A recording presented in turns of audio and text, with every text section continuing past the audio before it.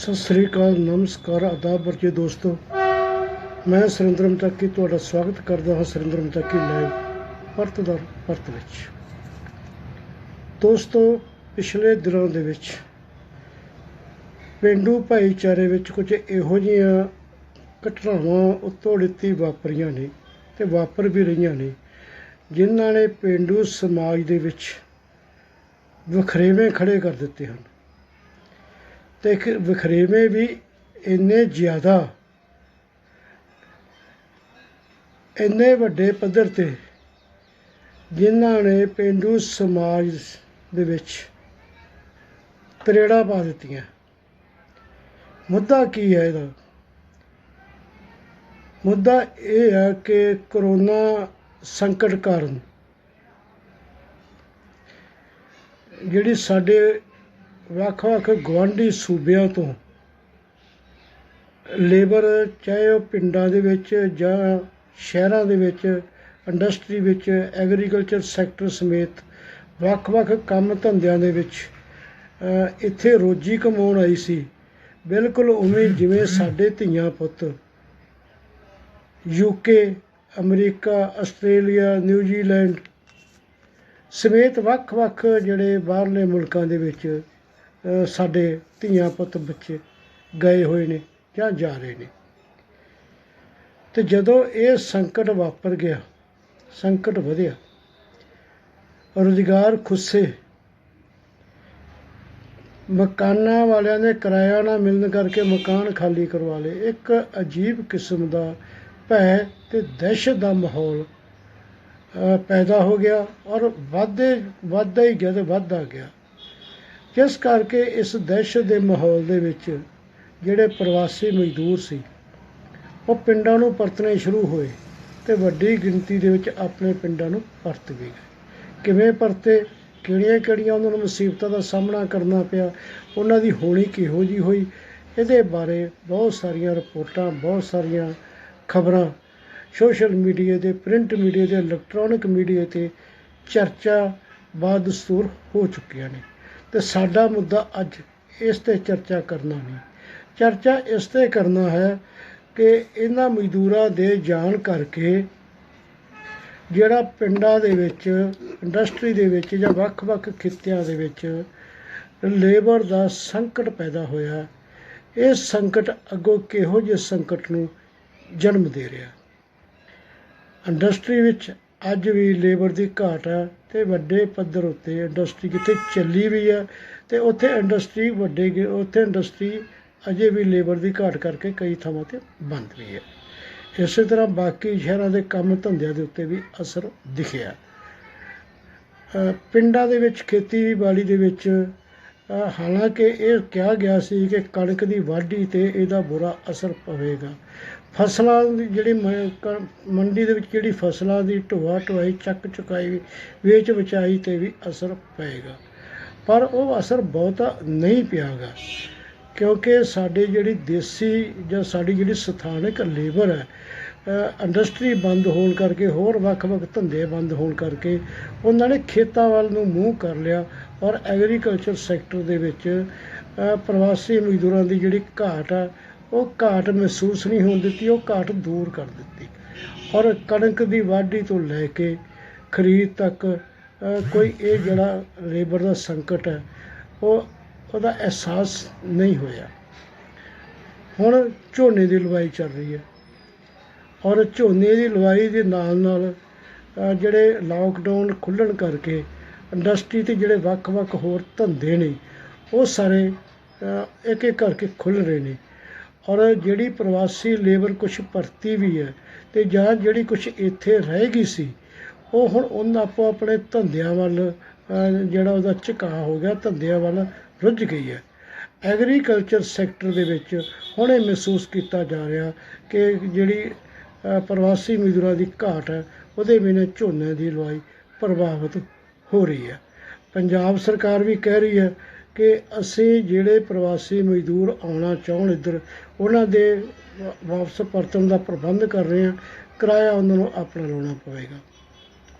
ਪਿੰਡਾਂ ਦੇ ਵਿੱਚ ਆਪਣੇ ਪੱਧਰ 'ਤੇ ਕਿਸਾਨ ਜਾਂ ਹੋਰ ਲੋੜਵੰਦ ਵੱਖ-ਵੱਖ ਪ੍ਰਵਾਸੀ ਮਜ਼ਦੂਰਾਂ ਨਾਲ ਉਹਨਾਂ ਦੇ ਪਿੰਡਾਂ 'ਚ ਸੰਪਰਕ ਕਰਕੇ ਉਹਨਾਂ ਨੂੰ ਭਰੋਸਾ ਦੇ ਕੇ, ਸਹੂਲਤਾਂ ਦਾ ਭਰੋਸਾ ਦੇ ਕੇ, ਹਰ ਤਰ੍ਹਾਂ ਦਾ ਭਰੋਸਾ ਦੇ ਕੇ, ਇੱਥੋਂ ਤੱਕ ਕਿ ਉਹਨਾਂ ਦੇ ਆਉਣ ਜਾਣ ਦਾ ਇੱਕ ਪਾਸੇ ਦਾ ਕਿਰਾਇਆ ਦੇ ਕੇ ਪ੍ਰਬੰਧ ਕਰਕੇ ਇੱਥੇ ਲਿਆਉਣ ਲਈ ਯਤਨ ਵੀ ਕਰ ਰਹੇ ਨੇ, ਔਰ ਕੁਝ ਥਾਵਾਂ 'ਤੇ ਯਤਨ ਸਫਲ ਵੀ ਹੋਏ ਨੇ।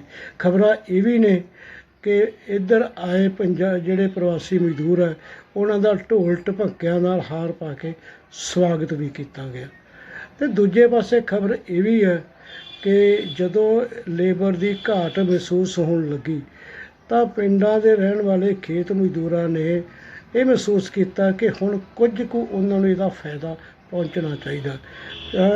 ਉਂਝ ਤਾਂ ਹਰ ਸਾਲ ਹੀ ਜਿਹੜੀ ਦਿਹਾੜੀ ਹੈ ਵਢਾਈ ਦੀ ਉਹ ਵੱਧਦੀ ਹੈ, ਠੇਕਾ ਵੀ ਵੱਧਦਾ। ਪਿਛਲੇ ਸਾਲ 25,300 ਸੀ, ਐਤਕੀ 4,000 ਦੇ ਨੇੜੇ ਤੇੜ ਮੰਗਿਆ ਜਾਣ ਲੱਗ ਪਿਆ। ਕਿਤੇ 7,000 ਮੰਗਣ ਦੀ ਖਬਰਾਂ ਵੀ ਆਈਆਂ, ਪਰ ਬਹੁਤੀਆਂ ਭਰੋਸੇਯੋਗ ਨਹੀਂ। ਔਰ ਜਦੋਂ ਖੇਤ ਮਜ਼ਦੂਰਾਂ ਨੇ ਵੱਧ ਦਿਹਾੜੀ, ਵੱਧ ਠੇਕਾ ਮੰਗਣਾ ਸ਼ੁਰੂ ਕੀਤਾ ਤਾਂ ਇਹਦੇ ਦਰਮਿਆਨ ਕਿਸਾਨੀ ਦੇ ਵਿੱਚ ਉਹ ਧਿਰਾਂ, ਉਹ ਜਿਹਨੂੰ ਅਸੀਂ ਘਮੰਡ ਚੌਧਰੀ ਵੀ ਕਹਿੰਦੇ ਆ, ਉਹਨਾਂ ਨੂੰ ਆਪਣੀ ਚੌਧਰ ਚਮਕਾਉਣ ਦਾ ਮੌਕਾ ਮਿਲਿਆ, ਆਪਣੀ ਪੁੱਗਤ ਪਕਾਉਣ ਦਾ ਮੌਕਾ ਮਿਲਿਆ। ਹਾਲਾਂਕਿ ਛੋਟੀ ਕਿਸਾਨੀ ਖੁਦ ਆਪਣੇ ਹੱਥੀਂ, ਜਿਹਨੇ ਪਿਛਲੇ ਦਿਨਾਂ 'ਚ ਵਾਢੀ ਵੀ ਕੀਤੀ ਅਤੇ ਹੁਣ ਝੋਨਾ ਵੀ ਲਾ ਰਹੀ ਹੈ, ਦੂਜੇ ਪਾਸੇ ਸਿੱਧੀ ਝੋਨੇ ਦੀ ਬਿਜਾਂਦ ਵੀ ਕੀਤੀ ਜਾ ਰਹੀ ਹੈ। ਇਹਦੇ ਦਰਮਿਆਨ ਜਿਹੜਾ ਪਿੰਡ ਦੀਆਂ ਕੁਛ ਲੋਕਾਂ ਨੇ, ਜਾਂ ਕਹਿ ਲਓ ਪੰਚਾਇਤਾਂ ਨੇ ਵੀ ਮਤੇ ਪਾਸ ਕੀਤੇ। ਮਤੇ ਪਾਸ ਕਰਕੇ ਆਪਣੇ ਪੱਧਰ 'ਤੇ ਇੱਕ ਤਰਫਾ ਤੌਰ 'ਤੇ ਝੋਨੇ ਦੀ ਲਵਾਈ ਦੇ ਰੇਟ ਤੈਅ ਕੀਤੇ ਅਤੇ ਦਿਹਾੜੀ ਦੇ ਰੇਟ ਤੈਅ ਕੀਤੇ। ਬਕਾਇਦਾ ਇਕੱਠ ਕਰਕੇ ਇਹਦੀ ਅਨਾਊਂਸਮੈਂਟ ਕੀਤੀ। ਗੁਰਦੁਆਰਿਆਂ ਦੇ ਵਿੱਚੋਂ ਲਾਊਡ ਸਪੀਕਰਾਂ ਰਾਹੀਂ ਅਨਾਊਂਸਮੈਂਟ ਕੀਤੀ ਗਈ, ਔਰ ਨਾਲ ਇਹ ਸ਼ਰਤਾਂ ਲਾਈਆਂ ਗਈਆਂ ਕਿ ਜਿਹੜੇ ਪਿੰਡ ਦੇ ਮਜ਼ਦੂਰ ਇਸ ਜਿਹੜਾ ਰੇਟ ਤੋਂ ਵੱਧ ਲੈਣਗੇ ਉਹਨਾਂ ਨੂੰ ਭਾਈਚਾਰਕ ਤੌਰ 'ਤੇ ਛੇਕਿਆ ਜਾਏਗਾ। ਜਿਹੜੇ ਕਿਸਾਨ ਇਸ ਤੋਂ ਵੱਧ ਰੇਟ ਦੇਣਗੇ ਉਹਨਾਂ ਨੂੰ ਭਾਈਚਾਰਕ ਤੌਰ 'ਤੇ ਛੇਕਿਆ ਤਾਂ ਜਾਏਗਾ ਹੀ, ਸੰਦ ਪੇੜੇ ਦੀ ਅਤੇ ਹੋਰ ਜਿਹੜੀ ਸਮਾਜਿਕ ਖੇਤੀ ਸਾਂਝ ਹੈ ਉਹਨਾਂ ਕੋਈ ਨਹੀਂ ਰੱਖੇਗਾ। ਇਸ ਤੋਂ ਇਲਾਵਾ ਜਿਹੜਾ ਜੁਰਮਾਨਾ ਰੱਖਿਆ ਗਿਆ, ਘੱਟ ਕਿਤੇ 10,000, ਕਿਤੇ 25 ਦੀ, ਕਿਤੇ 50,000, ਉਹ ਜੁਰਮਾਨਾ ਵੀ ਕੀਤਾ ਜਾਏਗਾ। ਨਾਲ ਇਹ ਵੀ ਕਿਹਾ ਗਿਆ ਕਿ ਜਿਹੜੇ ਖੇਤ ਮਜ਼ਦੂਰ ਇਹ ਝੋਨੇ ਦੀ ਲਵਾਈ ਪ੍ਰਵਾਨ ਨਹੀਂ ਕਰਨਗੇ ਉਹਨਾਂ ਨੂੰ ਕਿਸੇ ਬਾਹਰਲੇ ਪਿੰਡ ਦੇ ਵਿੱਚ ਝੋਨਾ ਲਾਉਣ ਵਾਸਤੇ ਨਹੀਂ ਜਾਣ ਦਿੱਤਾ ਜਾਵੇਗਾ, ਅਤੇ ਜਿਹੜਾ ਜਾਵੇਗਾ ਉਹਦੇ ਵਾਸਤੇ ਪਿੰਡ ਦੇ ਸਾਂਝੀਆਂ ਥਾਵਾਂ ਦੇ ਕਿਸਾਨਾਂ ਦੇ ਖੇਤਾਂ ਵੱਟੇ 'ਤੇ ਜਾਣ 'ਤੇ, ਪਿੰਡਾਂ ਦੇ ਵਿੱਚ ਪੱਠੇ ਖੋਦ ਕੇ ਲਿਆਉਣ 'ਤੇ, ਦੁੱਧ ਦੇ ਲੈਣ ਦੇਣ ਦੇ, ਹੋਰ ਸਭ ਤਰ੍ਹਾਂ ਦੇ ਜਿਹੜੇ ਸਮਾਜਿਕ ਭਾਈਚਾਰੇ 'ਚ ਰਹਿੰਦਿਆਂ ਇੱਕ ਦੂਜੇ ਦੀਆਂ ਜ਼ਰੂਰਤਾਂ ਖੇਤ ਮਜ਼ਦੂਰ ਕਿਸਾਨੀ ਦੇ ਪੱਲੇ ਪੂਰੀਆਂ ਕਰਦਾ, ਉਹਦੇ 'ਤੇ ਮੁਕੰਮਲ ਤੌਰ 'ਤੇ ਉਹਦੇ 'ਤੇ ਪਾਬੰਦੀ ਲਾਤੀ ਕਿ ਉਹ ਸਹੂਲਤਾਂ ਨਹੀਂ ਮਿਲਣਗੀਆਂ। ਇਹ ਵੀ ਕਿਹਾ ਗਿਆ ਕਿ ਜਿਹੜੇ ਸਰਪੰਚ ਨੇ ਉਹਨਾਂ ਦੇ ਕਿਸੇ ਵੀ ਸਰਕਾਰੀ ਕੰਮ ਦੇ ਕਾਗਜ਼ ਉੱਤੇ ਜਿਹੜੀ ਮੋਹਰ ਨਹੀਂ ਲਾਉਣਗੇ, ਅਤੇ ਇਹ ਵੀ ਕਿਹਾ ਗਿਆ ਕਿ ਜਿਹੜੇ ਪਿੰਡਾਂ ਦੇ ਸਾਂਝੇ ਭਾਂਡੇ ਨੇ, ਸਾਂਝੀਆਂ ਸਹੂਲਤਾਂ ਨੇ, ਉਹ ਵੀ ਖੇਤ ਮਜ਼ਦੂਰਾਂ ਨੂੰ ਨਹੀਂ ਦਿੱਤੀਆਂ ਜਾਣਗੀਆਂ। ਇਹ ਵੀ ਕਿਹਾ ਗਿਆ ਕਿ ਖੇਤ ਮਜ਼ਦੂਰ ਜਿਹੜੇ ਆ ਸਕਦੇ ਨੇ, ਸੌਂ ਸਕਦੇ ਨੇ, ਹੋਰ ਪਿੰਡ ਨਾਲ ਉਹਨਾਂ ਦਾ ਕੋਈ ਸਰੋਕਾਰ ਨਹੀਂ ਰਹੇਗਾ। ਦੂਜੇ ਪਾਸੇ ਜੇ ਘੜਾਮੇ ਚੌਧਰੀ ਕਿਸਾਨਾਂ ਦੇ ਵਿੱਚ ਨੇ ਅਤੇ ਫਿਰ ਕਿਸੇ ਥਾਂ 'ਤੇ ਖੇਤ ਮਜ਼ਦੂਰਾਂ ਵਿੱਚ ਵੀ ਨੇ, ਅਤੇ ਉਹਨਾਂ ਨੇ ਵੀ ਇੱਕ ਪਾਸੇ ਤੌਰ 'ਤੇ ਇਹ ਫੈਸਲਾ ਕਰ ਲਿਆ ਕਿ 7,000 ਤੋਂ ਘੱਟ ਜਾਂ ਜਿਹੜਾ ਵੀ ਖੇਤ ਮਜ਼ਦੂਰਾਂ ਨੇ ਆਪਣੇ ਪੱਧਰ 'ਤੇ ਰੇਟ ਤੈਅ ਕੀਤਾ, ਉਸ ਰੇਟ ਤੋਂ ਘੱਟ ਕੋਈ ਰੇਟ ਲਵੇਗਾ ਅਤੇ ਉਹਦੇ ਨਾਲ ਸਮਾਜਿਕ ਭਾਈਚਾਰਾ ਉਹਦਾ ਬਾਈਕਾਟ ਕਰੇਗਾ, ਉਹਦੇ ਦੁੱਖ ਸੁੱਖ ਦੇ ਵਿੱਚ ਕੋਈ ਵੀ ਸ਼ਾਮਲ ਨਹੀਂ ਹੋਏਗਾ। ਇਹ ਦੋ ਤਰਫੀ ਜਿਹੜੀ ਪੋਲਰਾਈਜੇਸ਼ਨ ਹੋਈ ਹੈ, ਦੋ ਤਰਫੀ ਜਿਹੜੇ ਕਿਤੇ ਫੈਸਲੇ ਹੋਏ ਨੇ, ਬਹੁਤੇ ਥਾਵਾਂ 'ਤੇ ਇੱਕ ਤਰਫੇ ਫੈਸਲੇ ਹੋਏ ਨੇ, ਇਹਨੇ ਸਮਾਜ ਦੇ ਵਿੱਚ, ਪਿੰਡਾਂ ਦੇ ਭਾਈਚਾਰੇ ਵਿੱਚ ਜਿਹੜੀ ਥੋੜ੍ਹੀ ਬਹੁਤੀ ਕਿਤੇ ਪਹਿਲਾਂ ਕੁੜੱਤਣ ਸੀ, ਉਹ ਕੁੜੱਤਣ ਹੋਰ ਵਧਾ ਦਿੱਤੀ ਹੈ।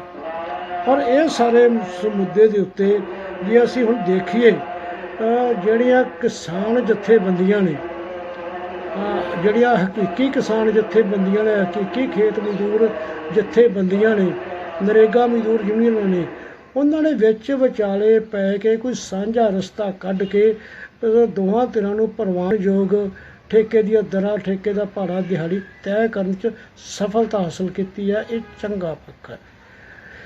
ਪਰ ਕੁਝ ਥਾਵਾਂ 'ਤੇ ਅਜਿਹਾ ਨਹੀਂ ਹੋਇਆ।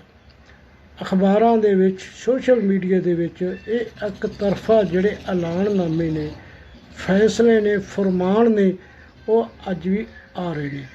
ਦੁਖਾਂਤਕ ਸਾਰੀ ਸਥਿਤੀ ਦਾ ਪੱਖ ਇਹ ਹੈ ਕਿ ਖੱਬੀਆਂ ਧਿਰਾਂ, ਕਮਿਊਨਿਸਟ ਪਾਰਟੀਆਂ, ਖੱਬੀਆਂ ਧਿਰਾਂ ਔਰ ਉਹਨਾਂ ਨਾਲ ਸੰਬੰਧਿਤ ਕਿਸਾਨ ਅਤੇ ਖੇਤ ਮਜ਼ਦੂਰ ਜਥੇਬੰਦੀਆਂ, ਇੱਕ ਕੁਝ ਕੁ ਨੂੰ ਛੱਡ ਕੇ ਬਾਕੀਆਂ ਨੇ ਇਸ ਮੁੱਦੇ ਨੂੰ ਜਿਹੜਾ ਸੰਜੀਦਾਪਣ ਨਹੀਂ ਦਿਖਾਇਆ। ਹਾਕਮ ਪਾਰਟੀਆਂ 'ਚ ਗੱਲ ਕਰਨੀ ਹੋਵੇ, Congress party, Akali Dal, Aam Aadmi party, Bharatiya Janata party, BSP, ਹੋਰ ਬਹੁਤ ਸਾਰੀਆਂ ਪਾਰਟੀਆਂ ਮੌਜੂਦ ਨੇ, ਉਹਨਾਂ ਨੇ ਵੀ ਇਹਦਾ ਕੋਈ ਬਣਦਾ ਨੋਟਿਸ ਨਹੀਂ ਲਿਆ। ਹਾਂ, ਅਕਾਲੀ ਦਲ ਯੂਨਾਈਟਿਡ ਨੇ ਬਠਿੰਡੇ ਤੋਂ ਇੱਕ ਬਿਆਨ ਦੇ ਕੇ ਇਹਨੂੰ ਮੰਦਭਾਗਾ ਜ਼ਰੂਰ ਦੱਸਿਆ। ਇਹ ਸਾਰੀ ਸਥਿਤੀ ਦੇ ਵਿੱਚ ਜਦੋਂ ਸਥਿਤੀ ਪੈਦਾ ਹੋ ਗਈ ਹੈ ਤਾਂ ਜਿਹੜਾ ਜ਼ਿਲ੍ਹਾ ਪ੍ਰਸ਼ਾਸਨ ਦੀ ਭੂਮਿਕਾ ਹੈ, ਉਹ ਭੂਮਿਕਾ ਵੀ ਖਾਮੋਸ਼ ਵਾਲੀ ਹੈ, ਬੜੀ ਅਖੜਦੀ ਹੈ। ਕਿਉਂਕਿ ਇਹ ਜਿਹੜੇ ਇੱਕ ਤਰਫਾ ਐਲਾਨਨਾਮੇ ਨੇ, ਭਾਰਤੀ ਸੰਵਿਧਾਨ ਦੀ ਜਿਹੜੇ ਮੁੱਢਲੇ ਅਧਿਕਾਰ ਨੇ, ਆਰਟੀਕਲ 21, ਆਰਟੀਕਲ ਧਾਰਾ 21, ਜਿਹਦੇ ਵਿੱਚ ਰਾਈਟ ਟੂ ਲਾਈਫ ਅਤੇ ਰਾਈਟ ਟੂ ਜਿਹੜਾ ਪਰਸਨੈਲਿਟੀ ਲਿਬਰਟੀ ਦਾ ਦਿੱਤਾ ਗਿਆ, ਔਰ ਆਰਟੀਕਲ 15 ਦੇ ਤਹਿਤ ਜਿਹੜੇ ਮਨੁੱਖ ਨੂੰ ਅਧਿਕਾਰ ਦਿੱਤੇ ਗਏ ਨੇ ਕਿ ਉਹ ਆਪਣੀ ਸਨਮਾਨਜਨਕ ਰੋਜੀ ਰੋਟੀ ਲਈ ਕਿਤੇ ਵੀ ਜਾ ਕੇ ਕਾਨੂੰਨੀ ਦਾਇਰੇ ਦੇ ਵਿੱਚ ਰਹਿ ਕੇ ਆਪਣਾ ਕੰਮ ਧੰਦਾ ਕਰ ਸਕਦਾ, ਉਹਦੇ 'ਤੇ ਕੋਈ ਪਾਬੰਦੀ ਨਹੀਂ। ਅਤੇ ਇਹ ਜਿਹੜੇ ਪੰਚਾਇਤੀ ਹੁਕਮ ਨੇ, ਉਸ ਜਿਹੜੀ ਆਰਟੀਕਲ 21 ਦੇ 15 ਉਹਦੀ ਸਪਸ਼ਟ ਤੌਰ 'ਤੇ ਉਲੰਘਣਾ ਹੈ। ਦੂਜੇ ਪਾਸੇ ਪੰਚਾਇਤੀ ਐਕਟ ਆ ਜਿਹੜਾ, ਜਿਹਦੇ ਵਿੱਚ ਪੰਚਾਇਤਾਂ ਨੂੰ ਅਧਿਕਾਰ ਦਿੱਤੇ ਗਏ ਨੇ, ਉਹਨਾਂ ਦੀ ਵੀ ਉਲੰਘਣਾ, ਕਿਉਂਕਿ ਕੋਈ ਵੀ ਪੰਚਾਇਤ ਭਾਈਚਾਰਕ ਜਿਹੜੀ ਦਫੇੜ ਖੜਾ ਕਰਦਾ ਹੋਵੇ ਫੈਸਲਾ, ਉਹ ਫੈਸਲਾ ਲੈਣ ਲਈ ਅਧਿਕਾਰਤ ਨਹੀਂ ਹੈ। ਅਤੇ ਅਗਲੀ ਗੱਲ, ਇਸ ਧਾਰਮਿਕ ਤੌਰ ਦੇ ਉੱਤੇ ਵੀ ਜਿਹੜੇ ਹੈਗੇ ਇੱਕ ਵਰਜਨਾ ਨੇ, ਕਿਉਂਕਿ ਜਿਹੜੇ ਗੁਰਦੁਆਰੇ ਨੇ ਜਿੱਥੋਂ ਹਮੇਸ਼ਾ ਸਰਬੱਤ ਦੇ ਭਲੇ ਦੀ ਆਵਾਜ਼ ਬੁਲੰਦ ਹੁੰਦੀ ਹੈ, ਸੁਬਾਹ ਸ਼ਾਮ ਜਦੋਂ ਅਸੀਂ ਅਰਦਾਸ ਕਰਦੇ ਹਾਂ, ਸਰਬੱਤ ਦੇ ਭਲਾ ਮੰਗਦੇ ਹਾਂ, ਅਤੇ ਜਦੋਂ ਸਰਬੱਤ ਦਾ ਭਲਾ ਮੰਗਦੇ ਹਾਂ, ਉਹਦੇ ਵਿੱਚ ਪਿੰਡਾਂ 'ਚ ਰਹਿਣ ਵਾਲੇ ਜਿਹੜੇ ਵੱਖ-ਵੱਖ ਕਿੱਤਿਆਂ ਨੂੰ ਲੱਗੇ ਲੋਕ ਨੇ, ਚਾਹੇ ਉਹ ਕਿਸਾਨ ਨੇ, ਮਜ਼ਦੂਰ ਨੇ, ਛੋਟੇ ਹਟਵਾਣੀਏ ਨੇ, ਮਿਸਤਰੀ ਨੇ, ਲੁਹਾਰ ਨੇ, ਸੋ ਜਿਨ੍ਹਾਂ ਦੀ ਆਪਾਂ ਗੱਲ ਕਰ ਸਕਦੇ ਹਾਂ, ਉਹ ਸਾਰੇ ਸ਼ਾਮਲ ਹੁੰਦੇ ਨੇ। ਅਤੇ ਜਦੋਂ ਅਸੀਂ ਗੁਰਦੁਆਰੇ ਵਿੱਚ ਇੱਕ ਤਰਫਾ ਤੌਰ ਦੇ ਉੱਤੇ ਇਹ ਐਲਾਨ ਕਰਦੇ ਹਾਂ, ਫਰਮਾਨ ਜਾਰੀ ਕਰਦੇ ਹਾਂ, ਅਤੇ ਇਹ ਸਾਡੀ ਜਿਹੜੀ ਗੁਰੂਆਂ ਦੀ ਸਿੱਖਿਆ, ਗੁਰੂ ਗ੍ਰੰਥ ਸਾਹਿਬ ਦਾ ਸਰਬੱਤ ਦੇ ਭਲੇ ਵਾਲੇ ਜਿਹੜੀ ਆਵਾਜ਼ ਹੈ, ਜਾਂ ਮਾਨਸਿਕ ਜਾਤ ਨੂੰ ਇੱਕੋ ਜਾਣਨ ਦੀ ਜਿਹੜੀ ਸਾਡੀ ਸਿੱਖਿਆ, ਉਹਦੀ ਵੀ ਅਸੀਂ ਜਿਹੜੀ ਵਿਰੋਧਤਾ ਕਰ ਰਹੇ ਹੁੰਦੇ ਹਾਂ। ਮੈਂ ਇਹਦੇ ਸੰਬੰਧ ਵਿੱਚ ਜਿਹੜੀ ਪਿਛਲੇ ਸਮੇਂ ਦੇ ਵਿੱਚ 2 ਵੱਡੀਆਂ ਡਿਵੈਲਪਮੈਂਟਾਂ ਹੋਈਆਂ ਨੇ, ਮੈਂ ਉਹਨਾਂ ਦਾ ਜ਼ਿਕਰ ਤੁਹਾਡੇ ਨਾਲ ਕਰਨਾ ਚਾਹੁੰਦਾ। ਇੱਕ ਰੁਪਿੰਦਰ ਸਿੰਘ ਨੌਜਵਾਨ ਨੇ, ਜਿਨ੍ਹਾਂ ਨੇ ਪਿਛਲੇ ਸਮੇਂ ਦੇ ਵਿੱਚ ਸਾਡੇ ਅਕਾਲ ਤਖਤ ਸਾਹਿਬ ਦੇ ਜਥੇਦਾਰ ਗਿਆਨੀ ਹਰਪ੍ਰੀਤ ਸਿੰਘ, ਜਿਹੜੇ ਕਾਰਜਕਾਰੀ ਜਥੇਦਾਰ ਨੇ ਸ਼੍ਰੀ ਅਕਾਲ ਤਖਤ ਸਾਹਿਬ ਦੇ, ਉਹਨਾਂ ਨੂੰ ਇੱਕ ਪੱਤਰ ਲਿਖਿਆ। ਇਸ ਚਰਚਾ ਦੇ ਵਿੱਚ ਮੈਂ ਉਹ ਪੱਤਰ ਨੂੰ ਸ਼ਾਮਲ ਕਰਨਾ ਚਾਹੁੰਦਾ। ਰੁਪਿੰਦਰ ਸਿੰਘ ਜੀ ਲਿਖਦੇ ਨੇ ਕਿ ਖਾਲਸਾ ਜੀ, ਸਭ ਤੋਂ ਪਹਿਲਾਂ ਫਤਿਹ ਪ੍ਰਵਾਨ ਕਰੋ। ਵਾਹਿਗੁਰੂ ਜੀ ਕਾ ਖਾਲਸਾ, ਵਾਹਿਗੁਰੂ ਜੀ ਕੀ ਫਤਿਹ। ਫਤਿਹ ਉਪਰੰਤ ਦਾਸ ਆਪ ਜੀ ਨੂੰ ਇੱਕ ਬੇਨਤੀ ਕਰਨਾ ਚਾਹੁੰਦਾ। ਪਿਛਲੇ ਦਿਨੀਂ ਮੈਂ ਆਪ ਜੀ ਦੇ ਕੁਝ ਪੱਤਰਕਾਰਾਂ ਵੀਰਾਂ ਨੂੰ ਦਿੱਤਾ ਗਿਆ ਬਿਆਨ ਸੁਣ ਰਿਹਾ ਸਾਂ, ਜਿਸ ਵਿੱਚ ਆਪ ਨੇ ਕਿਹਾ ਕਿ ਜੇਕਰ ਭਾਰਤ ਸਰਕਾਰ ਸਾਨੂੰ ਖਾਲਿਸਤਾਨ ਦੇਵੇ, ਅਸੀਂ ਜ਼ਰੂਰ ਲਵਾਂਗੇ। ਪੰਜਾਬ ਅੰਦਰ ਬਹੁਤ ਸਾਰੇ ਲੋਕ ਖਾਲਿਸਤਾਨ ਦੇ ਮੁੱਦੇ ਅਤੇ ਹੱਕ ਅਤੇ ਵਿਰੋਧ 'ਚ ਵੱਖਰੇ ਵੱਖਰੇ ਵਿਚਾਰ ਰੱਖਦੇ ਨੇ। ਇਹ ਵਖਰੇਵਾਂ ਤੁਹਾਡੇ ਵੱਲੋਂ ਦਿੱਤੇ ਗਏ ਬਿਆਨ ਤੋਂ ਬਾਅਦ ਮੱਚੇ ਸਿਆਸੀ ਕੋਹਰਾਮ ਵਿੱਚੋਂ ਵੀ ਦੇਖੇ ਜਾ ਸਕਦੇ ਹਨ। ਪਰ ਮੇਰਾ ਵਿਸ਼ਾ ਤੁਹਾਡੇ ਇਸ ਬਿਆਨ ਦੇ ਸਿਆਸੀ ਮਾਇਨੇ ਨਿਕਲਦੇ ਹਨ ਇਹ ਨਹੀਂ ਹੈ। ਬਲਕਿ ਮੇਰਾ ਸਵਾਲ ਪੰਜਾਬ ਅੰਦਰਲੀ ਮੌਜੂਦਾ ਸਮਾਜਿਕ ਪਰਿਸਥਿਤੀ ਅਤੇ ਖਾਲਿਸਤਾਨ ਬਣਨ ਤੋਂ ਬਾਅਦ ਦੀ ਪਰਿਸਥਿਤੀ ਨਾਲ ਸੰਬੰਧਿਤ ਹੈ। ਸਿੱਖ ਕੌਮ ਦੇ ਮੁੱਖ ਆਗੂ ਹੋਣ ਦੇ ਨਾਤੇ ਮੈਂ ਸਮਝਦਾ ਪੰਜਾਬ ਵਿੱਚ ਵਾਪਰਦਾ ਹਰ ਨਿੱਕਾ ਮੋਟਾ ਵਰਤਾਰਾ ਤੁਹਾਡੇ ਧਿਆਨ ਵਿੱਚ ਹੋਵੇਗਾ। ਇਹਨਾਂ ਵਿੱਚ ਇੱਕ ਅਹਿਮ ਮਾਮਲਾ ਮੌਜੂਦਾ ਸਮੇਂ ਦੀ ਝੋਨੇ ਦੀ ਲਵਾਈ ਜਾਂ ਦਿਹਾੜੀ ਤੈਅ ਕਰਨ ਦੇ ਮਸਲੇ 'ਤੇ ਪੰਜਾਬ ਦੇ ਕਿਸਾਨਾਂ ਅਤੇ ਮਜ਼ਦੂਰਾਂ ਵਿੱਚ ਪੈਦਾ ਹੋਏ ਵਿਵਾਦ ਨਾਲ ਜੁੜਿਆ ਹੋਇਆ ਹੈ।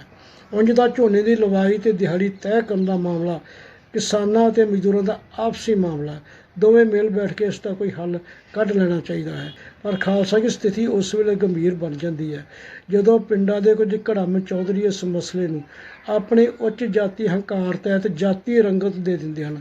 ਮੌਜੂਦਾ ਸਮੇਂ ਪੰਜਾਬ ਦੇ ਕਿੰਨੇ ਹੀ ਪਿੰਡਾਂ ਵਿੱਚ ਇਹਨਾਂ ਘੜਮ ਚੌਧਰੀਆਂ ਵੱਲੋਂ ਮਜ਼ਦੂਰਾਂ ਵਿਰੁੱਧ ਮਤੇ ਪਾਏ ਗਏ।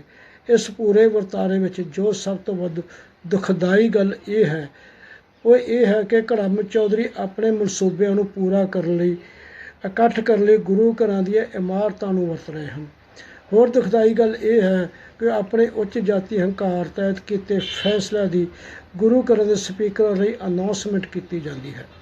ਇਹਨਾਂ ਅਨਾਉਂਸਮੈਂਟਾਂ ਵਿੱਚ ਮਜ਼ਦੂਰਾਂ ਨੂੰ ਘੜਮ ਚੌਧਰੀਆਂ ਦੇ ਫੈਸਲੇ ਨਾ ਮੰਨਣ ਦੀ ਸੂਰਤ ਵਿੱਚ ਬਾਈਕਾਟ, ਵੱਟਾਂ 'ਤੇ ਨਾ ਚੜ੍ਹਨ ਦੇਣ ਅਤੇ ਜੁਰਮਾਨੇ ਦੀ ਧਮਕੀ ਦਿੱਤੀ ਜਾਂਦੀ ਹੈ।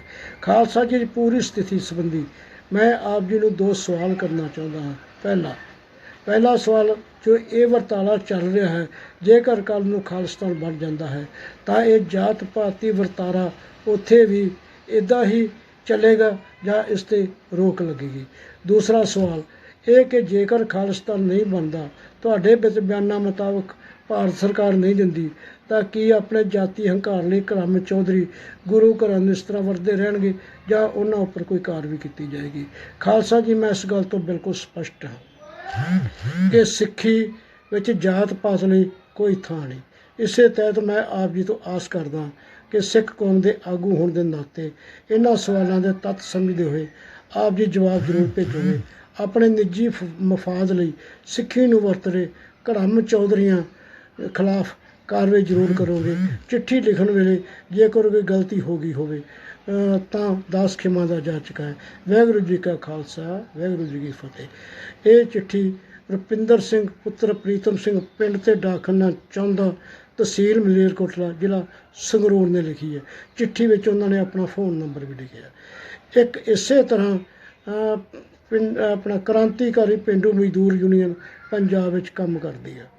ਉਹਨਾਂ ਨੇ SCGPC ਦੇ ਨਾਂ ਇੱਕ ਮੰਗ ਪੱਤਰ ਭੇਜਿਆ ਅਤੇ ਉਸ ਮੰਗ ਪੱਤਰ ਦੇ ਵਿੱਚ ਜਿਹੜਾ ਮੰਗ ਪੱਤਰ ਉਹਨਾਂ ਨੇ ਡੈਪੂਟੇਸ਼ਨ ਦੇ ਰੂਪ 'ਚ ਸ਼੍ਰੀ ਗੁਰਦੁਆਰਾ ਪ੍ਰਬੰਧਕ ਕਮੇਟੀ ਦੇ ਪ੍ਰਧਾਨ ਗੋਬਿੰਦ ਸਿੰਘ ਲੌਂਗੋਵਾਲ ਨੂੰ ਦਿੱਤਾ ਸੀ ਅਤੇ ਜਿਨ੍ਹਾਂ ਨੇ ਕੁਝ ਭਰੋਸਾ ਵੀ ਦਵਾਇਆ ਸੀ।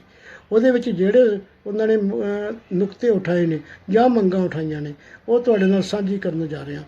ਉਹ ਕਹਿ ਰਹੇ ਨੇ ਕਿ ਜਿਨ੍ਹਾਂ ਗੁਰਦੁਆਰਿਆਂ ਵਿੱਚ ਅਜਿਹੀਆਂ ਅਨਾਉਂਸਮੈਂਟ ਹੋ ਰਹੀਆਂ ਨੇ ਉਹਨਾਂ ਖਿਲਾਫ ਬਣਦੀ ਕਾਰਵਾਈ ਕੀਤੀ ਜਾਵੇਗੀ। ਇਹ ਕ੍ਰਾਂਤੀਕਾਰੀ ਜਿਹੜੀ ਖੇਤ ਮਜ਼ਦੂਰ ਯੂਨੀਅਨ ਹੈ ਉਹਦੇ ਮੁਤਾਬਕ ਇਹ ਭਰੋਸਾ ਡੈਪੂਟੇਸ਼ਨ ਨੂੰ ਸ਼੍ਰੀ ਗੁਰਦੁਆਰਾ ਪ੍ਰਬੰਧਕ ਕਮੇਟੀ ਦੇ ਪ੍ਰਧਾਨ ਜਥੇਦਾਰ ਗੋਬਿੰਦ ਸਿੰਘ ਲੌਂਗੋਵਾਲ ਦੇ ਵੱਲੋਂ ਦਿੱਤਾ ਗਿਆ। ਉਹਨਾਂ ਨੇ ਕਿਹਾ ਕਿ ਜਿਨ੍ਹਾਂ ਗੁਰਦੁਆਰਿਆਂ ਵਿੱਚ ਅਜਿਹੀਆਂ ਅਨਾਉਂਸਮੈਂਟਸ ਹੋ ਰਹੀਆਂ ਨੇ ਉਹਨਾਂ ਖਿਲਾਫ ਬਣਦੀ ਕਾਰਵਾਈ ਕੀਤੀ ਜਾਵੇਗੀ। ਅਤੇ ਅੱਜ ਇੱਥੇ ਪ੍ਰੈਸ ਦੇ ਨਾਂ ਬਿਆਨ ਜਾਰੀ ਕਰਦਿਆਂ ਕ੍ਰਾਂਤੀਕਾਰੀ ਪੇਂਡੂ ਮਜ਼ਦੂਰ ਯੂਨੀਅਨ ਦੇ ਜ਼ਿਲ੍ਹਾ ਪ੍ਰਧਾਨ ਧਰਮਪਾਲ ਸਿੰਘ, ਖਜ਼ਾਨਚੀ ਬਿਮਲ ਕੌਰ ਨੇ ਦੱਸਿਆ ਕਿ ਗੁਰਦੁਆਰਾ ਸਾਂਝੀਵਾਲਤਾ ਜਾਤੀਵਾਦ ਪ੍ਰਬੰਧ ਨੂੰ ਤੋੜਨ ਸੰਬੰਧੀ ਹੋਂਦ ਵਿੱਚ ਆਏ ਸੀ। ਗੁਰਦੁਆਰੇ ਮਜ਼ਦੂਰ ਵਿਰੋਧੀ ਭੂਮਿਕਾ ਨਿਭਾਉਣ, ਜਾਤੀ ਪਾਤੀ ਪ੍ਰਬੰਧ ਨੂੰ ਪੱਕੇ ਕਰਨ ਵਿੱਚ ਕੋਈ ਵੀ ਕਸਰ ਬਾਕੀ ਨਹੀਂ ਛੱਡ ਰਹੇ। ਅਜਿਹਾ ਲਗਾਤਾਰ ਹੁੰਦਾ ਜਾ ਰਿਹਾ। ਸ਼੍ਰੀ ਗੁਰਦੁਆਰਾ ਪ੍ਰਬੰਧਕ ਕਮੇਟੀ ਨੇ ਅਜਿਹੇ ਗੁਰਦੁਆਰਿਆਂ ਖਿਲਾਫ ਕੋਈ ਕਾਰਵਾਈ ਨਹੀਂ ਕੀਤੀ, ਜਿਸ ਕਾਰਨ ਇਸ ਵਿੱਚ ਲਗਾਤਾਰ ਵਾਧਾ ਹੋ ਰਿਹਾ। ਮੌਜੂਦਾ ਸਮੇਂ ਦੌਰਾਨ ਇਹ ਗੁਰਦੁਆਰੇ ਧਨਾੜ ਚੌਂਤਰੀਆਂ ਪੰਚਾਇਤਾਂ ਨਾਲ ਮਿਲ ਕੇ ਜੀਰੀ ਦੇ ਰੇਟ ਤੈਅ ਕਰਕੇ ਪਾਏ ਜਿਹੜੇ ਮਤਿਆਂ ਦੀ ਅਨਾਉਂਸਮੈਂਟ ਕਰਕੇ ਭਗਤੀ ਲਹਿਰ, ਗੁਰੂਆਂ ਦੀ ਬਰਾਬਰਤਾ ਦਾ ਸਮਾਜ ਸਿਰਜਣ ਲਈ ਜ਼ੁਲਮ ਖਿਲਾਫ ਦਿੱਤੀ ਟੱਕਰ ਨੂੰ ਮਲੀਆ ਮੇਟ ਕਰਨ ਵਿੱਚ ਕੋਈ ਵੀ ਕਸਰ ਬਾਕੀ ਨਹੀਂ ਛੱਡ ਰਹੇ। ਇਹ ਸਾਰਾ ਕੁਛ ਜਿਹੜਾ ਹੈਗਾ ਹੋਰ ਵੀ ਇਹਦਾ ਕਾਫੀ ਵਿਸਥਾਰ ਹੈ ਜਿਹੜਾ ਉਹਨਾਂ ਨੇ ਆਪਣੇ ਮੰਗ ਪੱਤਰ ਜਾਂ ਪ੍ਰੈਸ ਨੂੰ ਜਿਹੜਾ ਜਾਰੀ ਨੇ ਕੀਤੀ ਮੀਡੀਆ ਰਿਲੀਜ਼ ਉਹਦੇ ਵਿੱਚ ਜ਼ਿਕਰ ਕੀਤਾ ਗਿਆ। ਦੋਸਤੋ, ਮੇਰਾ ਇਹ ਸਭ ਕੁਛ ਜ਼ਿਕਰ ਕਰਨ ਦਾ ਮਕਸਦ ਇਹ ਹੈ ਕਿ ਜਿਹੜਾ ਸਾਡਾ ਪੇਂਡੂ ਸਮਾਜ ਹੈ ਇਹ ਹਮੇਸ਼ਾ ਹੀ ਸਾਂਝੀਵਾਲਤਾ ਦਾ, ਆਪਸੀ ਭਾਈਚਾਰੇ ਦਾ ਸੰਦੇਸ਼ ਦਿੰਦਾ ਰਿਹਾ। ਅੱਜ ਵੀ ਜੇ ਪ੍ਰਵਾਸੀ ਮਜ਼ਦੂਰ ਕਰੋਨਾ ਪਰਿਸਥਿਤੀਆਂ ਤੋਂ ਬੇਜ਼ਾਰ ਹੋ ਕੇ, ਤੰਗ ਹੋ ਕੇ, ਉਹ ਜੇ ਕਿਸੇ ਪਾਸੇ ਨੂੰ ਢੋਈ ਲੈਣ ਲਈ ਮਜਬੂਰ ਹੋਏ ਨੇ, ਉਹ ਸ਼ਹਿਰਾਂ ਵੱਲ ਨਹੀਂ, ਸ਼ਹਿਰਾਂ ਤੋਂ ਪਿੰਡਾਂ ਵੱਲ ਨੂੰ ਮੁੜੇ ਨੇ। ਪਿੰਡ ਉਹਨਾਂ ਦੇ ਘਰ ਨੇ ਅਤੇ ਪਿੰਡਾਂ ਦੇ ਵਿੱਚ ਹਮੇਸ਼ਾ ਸਾਂਝੀਵਾਲਤਾ ਦੀ ਸਦ ਬੁਲੰਦ ਹੁੰਦੀ ਰਹੀ ਹੈ। ਅਤੇ ਅੱਜ ਜਦੋਂ ਇਹ ਮਸਲਾ ਪੰਜਾਬ 'ਚ ਖੜ੍ਹਾ ਹੋਇਆ, ਮੈਂ ਮਹਿਸੂਸ ਕਰਦਾ ਕਿ ਕਿਸਾਨ ਜਥੇਬੰਦੀਆਂ, ਖੇਤ ਮਜ਼ਦੂਰ ਜਥੇਬੰਦੀਆਂ ਨੂੰ ਬੈਠ ਕੇ ਕੁਝ ਸਾਂਝੇ ਫੈਸਲੇ ਕਰ ਲੈਣੇ ਚਾਹੀਦੇ ਨੇ, ਤਾਂ ਜੋ ਜਿਹੜੇ ਘੜੰਮ ਚੌਧਰੀ ਨੇ, ਕੋਈ ਇੱਕ ਧਿਰ 'ਚ ਨਹੀਂ, ਦੋਹਾਂ ਧਿਰਾਂ 'ਚ ਨੇ, ਉਹਨਾਂ ਨੂੰ ਆਪਣੀ ਜਿਹੜੀ ਸੌੜੀ ਸਿਆਸਤ, ਸੌੜੀ ਸ਼ੋਹਰਤ ਚਮਕਾਉਣ ਦਾ ਮੌਕਾ ਨਾ ਮਿਲੇ। ਦੂਜੇ ਪਾਸੇ ਜਿਹੜੀਆਂ ਕਿਸਾਨ ਜਥੇਬੰਦੀਆਂ, ਜਾਂ ਮੈਂ ਸਿੱਧਾ ਕਹਿ ਲਵਾਂ ਕਮਿਊਨਿਸਟ ਪਾਰਟੀਆਂ ਨੇ, ਉਹਨਾਂ ਦੀ ਜਥੇਬੰਦੀਆਂ ਨੂੰ ਵੀ ਇਸ ਗੰਭੀਰ ਮਸਲੇ 'ਤੇ ਜਿਹੜਾ ਹੈਗਾ ਆਪਣੀ ਚੁੱਪ ਖੋਲ੍ਹਣੀ ਚਾਹੀਦੀ ਹੈ। ਪ੍ਰੈਸ ਨੋਟ ਜਾਂ ਹੋਰ ਪ੍ਰੈਸ ਰਿਲੀਜ਼ ਤੋਂ ਅੱਗੇ ਤੁਰ ਕੇ ਜ਼ਮੀਨੀ ਪੱਧਰ ਉੱਤੇ ਪਿੰਡਾਂ ਦਾ ਜਿਹੜਾ ਭਾਈਚਾਰਾ, ਉਹਨੂੰ ਬਚਾਉਣ ਲਈ ਹਕੀਕੀ ਪੱਧਰ ਉੱਤੇ ਆਪਣਾ ਬਣਦਾ ਯੋਗਦਾਨ ਪਾਉਣਾ ਚਾਹੀਦਾ। ਜਿੱਥੋਂ ਤੱਕ ਰਾਜ ਕਰਦੀਆਂ ਹਾਕਮ ਪਾਰਟੀਆਂ ਦਾ ਸਵਾਲ ਹੈ, ਜੇ ਅੱਜ ਕਿਸੇ ਥਾਂ 'ਤੇ ਅਕਾਲੀ ਪਾਰਟੀ ਹੈ ਅਤੇ ਪੰਚਾਇਤ ਕਾਂਗਰਸ ਪਾਰਟੀ ਦੀ ਹੈ, ਉੱਥੇ ਅਕਾਲੀ ਪਾਰਟੀ ਕਿਤੇ ਨਾ ਕਿਤੇ ਖੇਤ ਮਜ਼ਦੂਰਾਂ ਦਾ ਪੱਖ ਪੂਰਦੀ ਨਜ਼ਰ ਆ ਰਹੀ ਆ। ਉਹਦੇ ਵਿੱਚ ਇਹ ਨਹੀਂ ਕਿ ਉਹ ਖੇਤ ਮਜ਼ਦੂਰਾਂ ਦੇ ਹਕੀਕੀ ਹਮਦਰਦ ਹੈ, ਸਗੋਂ ਕਾਂਗਰਸ ਜਿਹੜੀ ਹਮੈਤੀ ਪੰਚਾਇਤ ਹੈ ਉਹਦੇ ਵਿਰੋਧ ਵਿੱਚੋਂ ਹੈ। ਅਤੇ ਜੇ ਕਿਤੇ ਅਕਾਲੀ ਪਾਰਟੀ ਹੈ ਤਾਂ ਉੱਥੇ ਕਾਂਗਰਸੀ ਇਹ ਰੋਲ ਕਰ ਰਹੇ ਨੇ।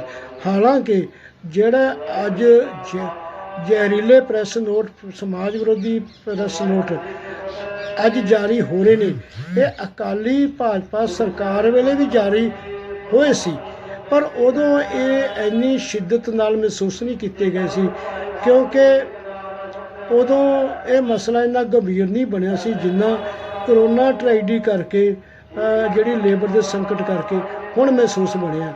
ਹੁਣ ਇੱਕ ਵਿਚਿੱਤਰ ਗੱਲ ਦੇਖੋ, ਅਸੀਂ ਆਪਣਿਆਂ ਨੂੰ ਕਹਿ ਰਹੇ ਹਾਂ ਕਿ ਤੁਹਾਡਾ ਭਾਂਡਾ ਛੇਕ ਦਿਆਂਗੇ, ਤੁਹਾਡਾ ਹੁੱਕਾ ਪਾਣੀ ਬੰਦ ਕਰ ਦਿਆਂਗੇ, ਤੁਹਾਨੂੰ ਵੱਟ 'ਤੇ ਨਹੀਂ ਚੜ੍ਹਨ ਦਿਆਂਗੇ, ਤੁਹਾਨੂੰ ਦੁੱਧ ਨਹੀਂ ਦਿਆਂਗੇ, ਤੁਹਾਨੂੰ ਪਿੰਡ 'ਚ ਪੱਠੇ ਨਹੀਂ ਖੋਤਣ ਦਿਆਂਗੇ, ਤੁਹਾਨੂੰ ਸਾਂਝੀਆਂ ਥਾਵਾਂ 'ਤੇ ਬੈਠਣ ਨਹੀਂ ਦਿਆਂਗੇ, ਸਾਂਝੇ ਬਰਤਨ ਨਹੀਂ ਵਰਤਣ ਦਿਆਂਗੇ, ਸਾਂਝੇ ਜਿਹੜੇ ਸਰਕਾਰੀ ਕਾਗਜ਼ ਨਹੀਂ, ਜੇ ਕਿਸੇ ਨੇ ਪੈਨਸ਼ਨ ਲਾਉਣੀ ਹੈ, ਕਿਤੇ ਸਰਕਾਰੀ ਦਰਬਾਰੇ ਦਰਖਾਸਤ ਦੇਣੀ ਹੈ, ਉਹਦੇ 'ਤੇ ਸਰਪੰਚ ਜਾਂ ਪੰਚਾਇਤ ਦੀ ਮੋਹਰ ਨਹੀਂ ਲਾਵਾਂਗੇ।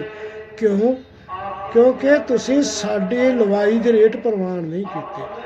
ਅਤੇ ਦੂਜੇ ਪਾਸੇ ਉਹ ਬੇਗਾਨੇ, ਹਾਲਾਂਕਿ ਮੈਂ ਬੇਗਾਨੇ ਨਹੀਂ ਮੰਨਦਾ, ਪਰ ਉਹ ਦੂਜੇ ਸੂਬਿਆਂ ਦੇ ਪ੍ਰਵਾਸੀ ਮਜ਼ਦੂਰ, ਉਹਨਾਂ ਦਾ ਅਸੀਂ ਢੋਲ ਢਮੱਕੇ ਨਾਲ ਸਵਾਗਤ ਕਰ ਰਹੇ ਹਾਂ, ਉਹਨਾਂ ਨੂੰ ਹਾਰ ਪਾ ਕੇ ਲਿਆ ਰਹੇ ਹਾਂ, ਉਹਨਾਂ ਨੂੰ ਅਸੀਂ ਪਿੰਡਾਂ ਦੀਆਂ ਬੰਬੀਆਂ 'ਤੇ ਠਹਿਰਾ ਰਹੇ ਹਾਂ, ਕੂਲਰ ਦੇ ਰਹੇ ਹਾਂ, ਰਸਦ ਦੇ ਰਹੇ ਹਾਂ, ਰੋਟੀ ਪਾਣੀ ਦੇ ਰਹੇ ਹਾਂ, ਉਹਨਾਂ ਦੀ ਆਉਣ ਜਾਣ ਦਾ ਪ੍ਰਬੰਧ ਕਰ ਰਹੇ ਹਾਂ। ਇਹ ਦੋਸਤੋ ਦੋਹਰਾ ਵਤੀਰਾ ਕਿਉਂ? ਹਾਲਾਂਕਿ ਮੇਰਾ ਮਨਸ਼ਾ ਇਹ ਨਹੀਂ ਕਿ ਉਹਨਾਂ ਨਾਲ ਜਿਹੜਾ ਵਤੀਰਾ ਇਹ ਨਾ ਕੀਤਾ ਜਾਵੇ। ਮੈਂ ਕਹਿਣਾ ਇਹ ਚਾਹੁੰਦਾ ਕਿ ਸਾਨੂੰ ਜਿਹੜੀ ਉਪਭਾਵਿਕਤਾ, ਜਜ਼ਬਾਤਾਂ ਦੇ ਵਿੱਚ ਬਹਿ ਕੇ, ਸਿਆਸੀ ਚੁੱਕ ਵਿੱਚ ਆ ਕੇ ਆਪਣਿਆਂ ਨੂੰ ਜਿਹੜਾ ਧੱਕਣ ਅਤੇ ਬੇਗਾਨਿਆਂ ਨੂੰ ਗਲੇ ਲਾਉਣ ਦਾ ਜਿਹੜਾ ਕੋਝਾ ਯਤਨ ਅਸੀਂ ਕਰ ਰਹੇ ਹਾਂ, ਉਹ ਨਹੀਂ ਕਰਨਾ ਚਾਹੀਦਾ। ਪ੍ਰਵਾਸੀ ਵੀ ਸਾਡੇ ਆਪਣੇ ਨੇ, ਉਵੇਂ ਹੀ ਜਿਵੇਂ ਸਾਡੇ ਧੀਆਂ ਪੁੱਤ America, Canada, UK, Australia, New Zealand, ਹੋਰ ਬਾਹਰਲੇ ਮੁਲਕਾਂ ਵਿੱਚ ਜਾ ਕੇ ਜਿਹੜਾ ਆਪਣਾ ਰੋਜੀ ਰੋਟੀ ਕਮਾ ਰਹੇ ਨੇ। ਸੋਚੋ ਜਰਾ, ਜੇ ਸਾਡੇ ਧੀਆਂ ਪੁੱਤਾਂ ਨਾਲ ਇਹ ਉੱਥੇ ਜਾ ਕੇ ਵਤੀਰਾ ਹੋਵੇ ਤਾਂ ਸਾਨੂੰ ਕੀ ਮਹਿਸੂਸ ਹੋਵੇਗਾ।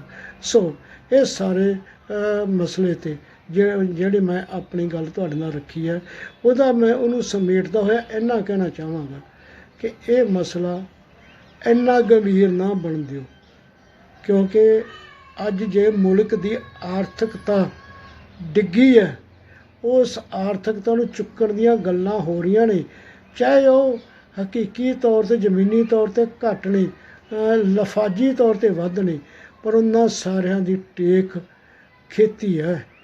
ਖੇਤੀ ਆਧਾਰਿਤ ਅਰਥਚਾਰਾ ਹੈ, ਜਾਂ ਖੁੱਲ੍ਹ ਕੇ ਹੋਰ ਕਹਿਣਾ ਹੋਵੇ ਤਾਂ ਪੇਂਡੂ ਭਾਈਚਾਰਾ ਪੇਂਡੂ ਅਰਥਚਾਰਾ ਹੈ, ਅਤੇ ਪੇਂਡੂ ਅਰਥਚਾਰਾ ਤਾਂ ਹੀ ਕਾਇਮ ਰਹੇਗਾ ਜੇ ਇਹਦੇ ਵਿੱਚ ਆਪਸੀ ਤਰੇੜਾਂ ਨੂੰ ਮੇਟਿਆ ਜਾਵੇ, ਆਪਸੀ ਭਾਈਚਾਰੇ ਨੂੰ ਬੁਲੰਦ ਕੀਤਾ ਜਾਵੇ। ਹਾਂ, ਮਤੇ ਪਾਉਣੇ ਚਾਹੀਦੇ ਨੇ। ਮੈਂ ਰਿਕੁਐਸਟ ਕਰਾਂਗਾ ਪਿੰਡਾਂ ਦੀਆਂ ਪੰਚਾਇਤਾਂ ਨੂੰ, ਗ੍ਰਾਮ ਪੰਚਾਇਤਾਂ ਨੂੰ ਮਤੇ ਪਾਉਣੇ ਚਾਹੀਦੇ। ਉਹ ਮਤੇ ਪਾਉਣ।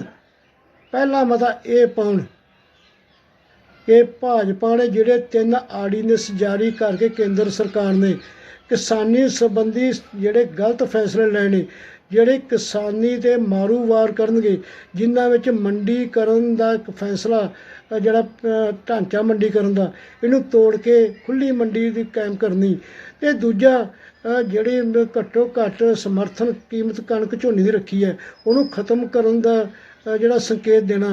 ਅਤੇ ਕੱਲ੍ਹ ਹੀ BJP ਦੇ ਜਿਹੜੇ ਸਾਬਕਾ ਪ੍ਰਧਾਨ ਨੇ ਗਡਕਰੀ, ਜਿਹੜੇ ਕੇਂਦਰ ਵਿੱਚ ਮੰਤਰੀ ਵੀ ਨੇ, ਅਤੇ ਉਹਨਾਂ ਦਾ ਇਹ ਬਿਆਨ ਦੇ ਦੇਣਾ ਕਿ ਜਿਹੜੀ ਸਾਡੇ ਕਣਕ ਝੋਨੇ ਦੀ ਘੱਟੋ ਘੱਟ ਸਮਰਥਨ ਕੀਮਤ ਹੈ ਇਹ ਬਾਹਰਲੇ ਮੁਲਕਾਂ ਤੋਂ ਜ਼ਿਆਦਾ ਹੈ ਔਰ ਸਾਡੀ ਭਾਰਤੀ ਅਰਥਚਾਰੇ 'ਤੇ ਮਾਰੂ ਵਾਰ ਕਰ ਰਹੀ ਹੈ। ਪਾਓ ਖਾਂ ਮਤੇ ਉਹਦੇ ਵਿਰੁੱਧ ਕਿ ਗਡਕਰੀ ਦਾ ਬਿਆਨ ਨਿੰਦਣਯੋਗ ਹੈ। ਔਰ ਗ੍ਰਾਮ ਪੰਚਾਇਤਾਂ ਨਹੀਂ, ਗ੍ਰਾਮ ਪੰਚਾਇਤਾਂ ਪਿੰਡਾਂ ਇਕੱਠ ਕਰਕੇ ਮਤੇ ਪਾਓ ਕਿ ਕੇਂਦਰ ਸਰਕਾਰ ਇਹੋ ਜਿਹੇ ਮੰਤਰੀ ਨੂੰ ਮੰਤਰੀ ਮੰਡਲ 'ਚੋਂ ਬਾਹਰ ਕੱਢੇ, ਅਤੇ ਜਿਹੜੇ ਆਪਣਾ ਮਤੇ ਜਿਹੜੇ ਆਰਡੀਨੈਂਸ ਜਾਰੀ ਕੀਤੇ ਉਹ ਵਾਪਸ ਲਵੇ। ਅਤੇ ਮਤੇ ਇਹ ਵੀ ਪਾਓ ਕਿ ਜਿਹੜਾ ਪਿੰਡਾਂ ਦਾ ਠੇਕਾ ਜ਼ਮੀਨਾਂ ਦਾ ਉਹ ਘੱਟੋ ਇਦੋਂ ਵੱਧ ਕੋਈ ਨਾ ਦੇਵੇ। ਅਤੇ ਮਤਾ ਇਹ ਵੀ ਪਾਓ ਕਿ ਜੇ ਜਿਹੜੇ ਕਣਕਾਂ ਦੇ ਰੇਟ ਨੇ, ਝੋਨੇ ਦੇ ਰੇਟ ਨੇ, ਇਹਦੇ ਵਾਂਗ ਜਿਹੜੀ ਗੈਰ ਰਵਾਇਤੀ ਫਸਲਾਂ ਨੇ ਜਿਹਨੂੰ ਵਿਭਿੰਨਤਾ ਦੇ ਰੂਪ 'ਚ ਲਾਗੂ ਕਰਨ ਦੀ ਗੱਲ ਕੇਂਦਰ ਸਰਕਾਰ ਵੀ ਕਰ ਰਹੀ ਹੈ, ਪੰਜਾਬ ਸਰਕਾਰ ਵੀ ਕਰ ਰਹੀ ਹੈ। ਮੱਕੀ ਹੈ, ਹਰਾ ਹੈ, ਗੰਨਾ ਹੈ, ਵੱਖ ਵੱਖ ਤਰ੍ਹਾਂ ਦੀਆਂ ਦਾਲਾਂ ਨੇ, ਸੂਰਜਮੁਖੀ ਵੀ ਇਹਦੇ ਵਿੱਚ ਆ ਜਾਂਦੀ ਹੈ, ਇਹਦੇ ਵਿੱਚ ਆਪਣਾ ਮੂੰਗੀ ਵੀ ਆ ਜਾਂਦੀ ਹੈ, ਮੋਠ ਵੀ ਆ ਜਾਂਦੇ ਨੇ, ਮੂੰਗਫਲੀ ਵੀ ਆ ਜਾਂਦੀ ਹੈ, ਤਿਲ ਵੀ ਆ ਜਾਂਦੇ ਨੇ, ਗੁਆਰਾ ਵੀ ਆ ਜਾਂਦਾ, ਜਵਾਰ ਵੀ ਆ ਜਾਂਦਾ, ਬਾਜਰਾ ਵੀ ਆ ਜਾਂਦਾ। ਇਹ ਜਿਹੜੀਆਂ ਸਾਰੀਆਂ ਫਸਲਾਂ ਨੇ ਇਹਨਾਂ ਦੇ ਘੱਟੋ ਘੱਟ ਰੇਟ, ਸਮਰਥਨ ਰੇਟ ਬਣਾਏ ਜਾਣ ਔਰ ਇਕੱਲੇ ਰੇਟ ਬਣਾਏ ਨਾ ਜਾਣ, ਇਹ ਮਿਲਣੇ ਵੀ ਯਕੀਨੀ ਬਣਾਏ ਜਾਣ। ਪਾਉਣ ਮਤਾ ਪੰਚਾਇਤਾਂ, ਅਤੇ ਪੰਚਾਇਤਾਂ ਇਹ ਵੀ ਮਤਾ ਪਾਉਣ ਕਿ ਜਿਹੜੇ ਵਾਅਦਾ ਕੀਤਾ ਸੀ ਕਿ ਪਿੰਡਾਂ ਦਾ ਸਮੁੱਚਾ ਕਰਜ਼ਾ ਮੁਆਫ ਕਰਾਂਗੇ ਕਾਂਗਰਸ ਪਾਰਟੀ ਨੂੰ ਸੱਤਾ 'ਚ ਆਉਣ 'ਚ, ਉਹ ਕਰਜ਼ਾ ਮੁਆਫ ਨਹੀਂ ਕੀਤਾ, ਅਤੇ ਮਤਾ ਪਾ ਕੇ ਮੰਗ ਕੀਤੀ ਜਾਵੇ ਕਿ ਸਰਕਾਰ ਅਸਤੀਫਾ ਦੇਵੇ।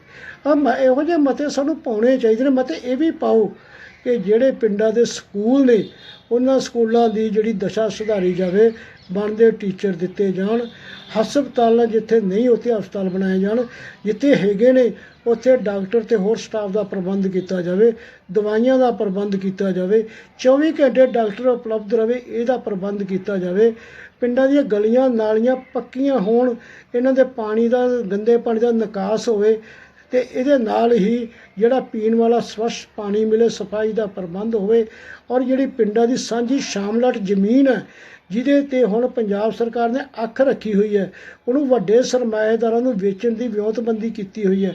ਪਾਓ ਖਾਂ ਦੇ ਖਿਲਾਫ ਮਤੇ ਕਿ ਅਸੀਂ ਸ਼ਾਮਲਾਟ ਜ਼ਮੀਨ ਪੰਜਾਬ ਸਰਕਾਰ ਨੂੰ ਵੇਚਣ ਵਾਸਤੇ ਨਹੀਂ ਦੇਣੀ, ਇਹ ਪਿੰਡ ਪੰਚਾਇਤਾਂ ਦੀ ਮਲਕੀਅਤ ਹੈ, ਪੰਚਾਇਤਾਂ ਦੀ ਪੱਕੀ ਆਮਦਨ ਦਾ ਵਸੀਲਾ, ਇਸ ਦੀ ਅਸੀਂ ਇਜਾਜ਼ਤ ਨਹੀਂ ਦੇਵਾਂਗੇ। ਪਾਉਣ ਮਤੇ ਇਹਦੇ ਖਿਲਾਫ।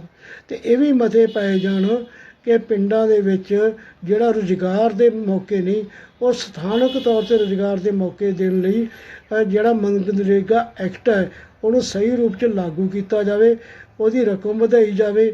ਔਰ ਜਿਹੜੇ 5 ਏਕੜ ਤੋਂ ਘੱਟ ਕਿਸਾਨ ਆਪਣੇ ਖੇਤਾਂ ਵਿੱਚ ਕੰਮ ਕਰਦੇ ਨੇ ਉਹਨੂੰ ਵੀ ਮਨਰੇਗਾ ਐਕਟ ਦੇ ਅਧੀਨ ਗਿਣਿਆ ਜਾਵੇ।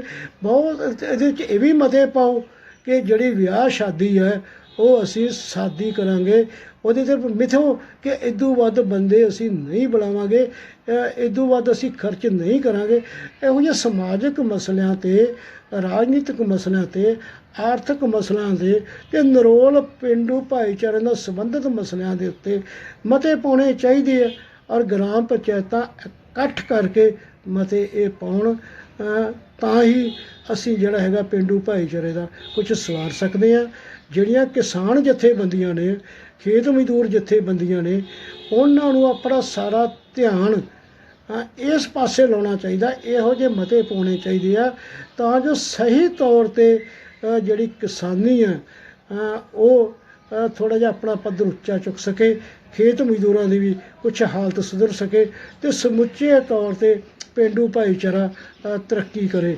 ਕਿਉਂਕਿ ਇਕੱਲੇ ਕਿਸਾਨੀ ਦੇ ਕਰਜ਼ੇ ਮਾਫ਼ ਕਰਨ ਨਾਲ ਜਾਂ ਫਿਰ ਘੱਟੋ ਘੱਟ ਕੀਮਤ ਕਣਕ ਦੀ ਝੋਨੇ ਦੀ ਮਿੱਥ ਜਾਣ ਨਾਲ ਜਾਂ ਨਿੱਕੀਆਂ ਮੋਟੀਆਂ ਹੋਰ ਛੋਟਾਂ ਦੇਣ ਨਾਲ ਨਾ ਹੀ ਨਾ ਹੀ ਕਿਸਾਨੀ ਦਾ ਸੰਕਟ ਦੂਰ ਹੋਣਾ, ਨਾ ਹੀ ਪੇਂਡੂ ਆਰਥਿਕਤਾ ਦਾ ਸੰਕਟ ਦੂਰ ਹੋਣਾ, ਅਤੇ ਨਾ ਹੀ ਖੇਤ ਮਜ਼ਦੂਰਾਂ ਦੀ ਹਾਲਤ ਸੁਧਰਨੀ ਆ।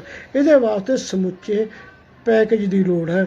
ਉਸ ਪੈਕੇਜ ਦੇ ਵਿੱਚ ਕਿਸਾਨੀ ਲਈ ਲਾਹੇਵੰਦੇ ਭਾਅ ਵੀ ਹੋਣ, ਕਿਸਾਨੀ ਖੇਤੀ ਲਈ ਜਿਹੜੀ ਇਨਪੁਟਸ ਹੈ ਉਹ ਸਸਤੀ ਮਿਲੇ, ਅਤੇ ਦੂਜੇ ਪਾਸੇ ਖੇਤ ਮਜ਼ਦੂਰਾਂ ਨੂੰ ਜਿਹੜਾ ਬਣਦਾ ਉਹਨਾਂ ਦਾ ਰੁਜ਼ਗਾਰ ਮਿਲੇ, ਅਤੇ ਕਿਸਾਨੀ ਨੂੰ ਰੁਜ਼ਗਾਰ ਮੁਖੀ ਬਣਾਉਣ ਲਈ ਹੋਰ ਪ੍ਰਬੰਧ ਕੀਤੇ ਜਾਣ। ਜਿਹੜੀ ਸਿਹਤ ਹੈ, ਸਿਹਤ ਸੇਵਾਵਾਂ ਪਿੰਡਾਂ ਦੇ ਵਿੱਚ ਅਮਲ ਦੇ ਰੂਪ 'ਚ ਲਾਗੂ ਕੀਤੀਆਂ ਜਾਣ, ਸਿੱਖਿਆ ਦਾ ਪੱਧਰ ਉਤਾਰਿਆ ਜਾਵੇ। ਇਹ ਸਾਰੇ ਸਮੁੱਚੇ ਰੂਪ ਦੇ ਵਿੱਚ ਪੈਕੇਜ ਪੈਕੇਜ ਪਿੰਡਾਂ ਨੂੰ ਮਿਲੇ, ਅਤੇ ਇਹਦੇ ਸੰਬੰਧ ਵਿੱਚ ਪੰਚਾਇਤਾਂ ਮਤਾ ਪਾ ਕੇ ਪਹਿਲ ਕਰਨ। ਗ੍ਰਾਮ ਪੰਚਾਇਤਾਂ ਜਿਵੇਂ ਸੰਵਿਧਾਨ 'ਚ ਪ੍ਰੋਵੀਜ਼ਨ ਹੈ ਪੰਚਾਇਤੀ ਐਕਟ 'ਚ ਕਿ ਸਾਲ 'ਚ 2 ਇਕੱਠ ਕਰਨੇ ਜ਼ਰੂਰੀ ਨੇ ਗ੍ਰਾਮ ਸਭਾਵਾਂ ਦੇ। ਜੇ 6 ਮਹੀਨਿਆਂ ਦੇ ਵਿੱਚ ਇਕੱਠ ਨਹੀਂ ਹੁੰਦੇ, ਜਿਹੜਾ ਸਰਪੰਚ ਇਕੱਠ ਨਹੀਂ ਕਰਦਾ ਉਹ ਆਪਣੇ ਆਪ ਹੀ ਬਰਖਾਸਤ ਹੋ ਜਾਂਦਾ, ਅਤੇ ਫਿਰ ਗ੍ਰਾਮ ਸਭਾਵਾਂ ਇਹੋ ਜਿਹੇ ਇਕੱਠ ਕਰਕੇ ਕਿਉਂ ਨਾ ਮਤੇ ਪਾਉਣ। ਅਤੇ ਕਿਸਾਨ ਜਥੇਬੰਦੀਆਂ, ਖੇਤ ਮਜ਼ਦੂਰ ਜਥੇਬੰਦੀਆਂ, ਇਹਨਾਂ ਵਿੱਚ ਪਹਿਲ ਕਦਮੀ ਕਰਕੇ ਇਹ ਸਾਰੇ ਕੁਛ ਵਿੱਚ ਸਹਾਈ ਹੋਣ, ਤਾਂ ਜੋ ਹੀ ਜਿਹੜਾ ਸੰਕਟ ਹੈ ਉਹ ਟਲੇਗਾ। ਇਕੱਲਾ ਖੇਤ ਮਜ਼ਦੂਰਾਂ 'ਤੇ ਜਿਹੜੇ ਸਰਮਾਏਦਾਰੀ ਜਾਤੀ ਹੈਂਕੜ ਵਾਲੇ ਦਬਕਾੜੇ ਮਾਰਨ ਨਾਲ ਨਹੀਂ ਹਟੇਗਾ, ਕਿਉਂਕਿ ਪਿੰਡ ਉਨਾ ਹੀ ਖੇਤ ਮਜ਼ਦੂਰਾਂ ਦਾ ਜਿੰਨਾ ਪਿੰਡ ਵਿੱਚ ਵੱਸਦੇ ਕਿਸਾਨਾਂ ਦਾ, ਧਨੀ ਕਿਸਾਨਾਂ ਦਾ, ਛੋਟੇ ਕਿਸਾਨਾਂ ਦਾ, ਦਰਮਿਆਨੇ ਕਿਸਾਨਾਂ ਦਾ, ਅਤੇ ਜਾਂ ਫਿਰ ਜਿਹੜੇ ਰਾਜਨੀਤਿਕ ਸ਼ਹਿਦ ਉੱਤੇ ਦਬਕਾੜੇ ਮਾਰੇ ਕਿ ਸੋ ਕਾਲਡ ਕਿਸਾਨ ਨੇ ਉਹਨਾਂ ਦਾ ਹੈ। ਇਸ ਕਰਕੇ ਮੈਂ ਮੁੜ ਇਹ ਗੁਜ਼ਾਰਿਸ਼ ਕਰਦਾ ਹੋਇਆ ਇਸ ਸੈਗਮੈਂਟ ਨੂੰ ਇੱਥੇ ਸਮਾਪਤ ਕਰਦਾ ਕਿ ਜਿਹੜੇ ਮਤੇ ਪਾਉਣੇ ਆ ਉਹ ਮਤੇ ਇਸ ਰੂਪ 'ਚ ਪਾਏ ਜਾਣ, ਅਤੇ ਸਾਡੀ ਪਿੰਡਾਂ ਦੀ ਸਾਂਝ, ਪੇਂਡੂ ਸਮਾਜ ਦੀ ਏਕਤਾ ਜਿੰਦਾਬਾਦ। ਜਿਉ ਜ਼ਿੰਦਗੀ ਜਿੰਦਾਬਾਦ। ਧੰਨਵਾਦ। ਆਗਿਆ ਬਖਸ਼ੋ।